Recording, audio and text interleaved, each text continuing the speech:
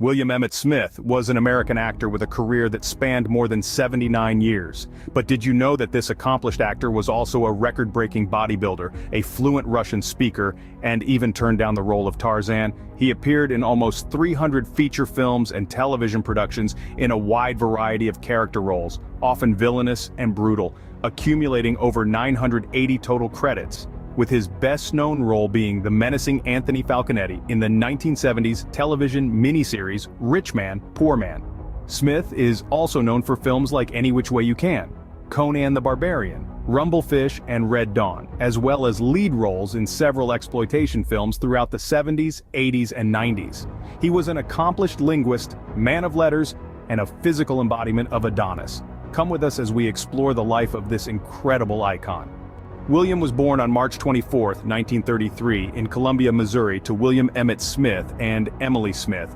He grew up on a cattle ranch owned by his parents. His family later moved to Southern California, where in 1942, he began his acting career at the age of 8, entering into films as a child actor in such productions as The Ghost of Frankenstein, The Song of Bernadette, and Meet Me in St. Louis.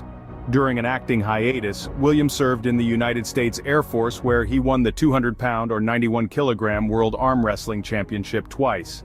He also won the United States Air Force Weightlifting Championship. A lifelong bodybuilder, Smith was a record holder for reverse curling 163 pounds, almost 74 kilograms. His trademark arms measured as much as 19.5 inches. Additionally, Smith held a 31-to-1 record as an amateur boxer. William was a fluent Russian speaker with a master's degree in the discipline from UCLA. During the Korean War, he served as a Russian intercept interrogator and flew secret missions over Soviet airspace. He was reportedly also fluent in French, German, and Serbo-Croatian. While working on his doctorate, he was offered a contract from MGM, which would ultimately pave his career. From 1961 to 2014, William established himself as a highly prolific and profoundly talented character actor with roles in a diverse range of genres. Although often typecast as an antisocial personality, he sporadically got the opportunity to prove his effectiveness in other kinds of roles, such as a law enforcement officer or an anti-heroic protagonist. He was a regular on the 1961 ABC television series The Asphalt Jungle, where he portrayed Police Sergeant Danny Keller.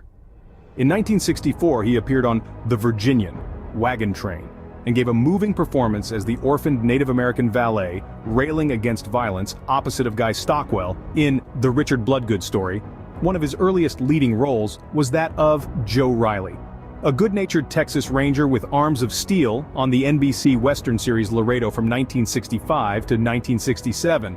William guest starred as Jude Bonner on James Arness's long-lived Western Gunsmoke, in a 1972 episode titled Hostage, where his character abducts and assaults Amanda Blake's character, prior to shooting her twice in the back. William has been described as the greatest bad guy character actor of our time. William later joined the cast of the final season of Hawaii Five-0 as Detective James Chemo Carew.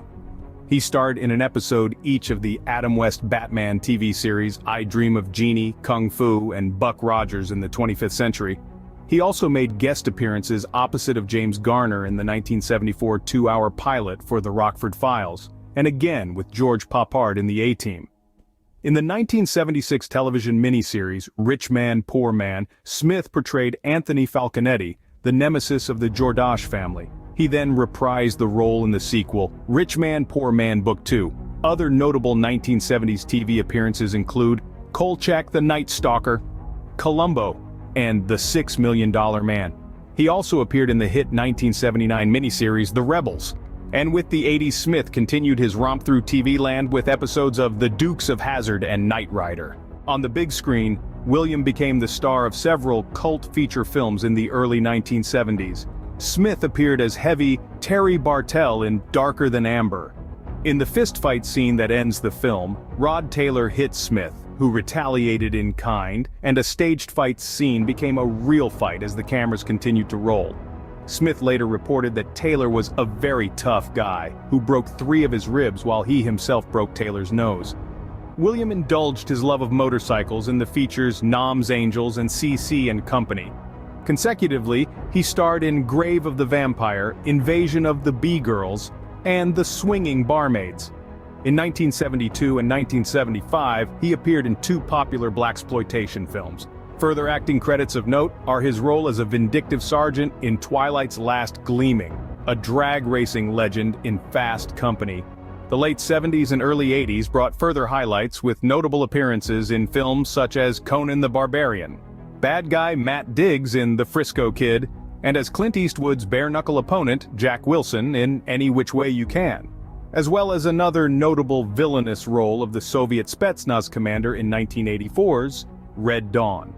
William appeared in two films for acclaimed director Francis Ford Coppola, a store clerk in The Outsiders and a police officer in Rumblefish. In 1985, Smith landed the starring role of Brody Hollister in the short-lived Disney Western series Wild Side, and another role as a strong-arm enforcer known simply as Panama Hat in director Richard Brooks's final movie, Fever Pitch.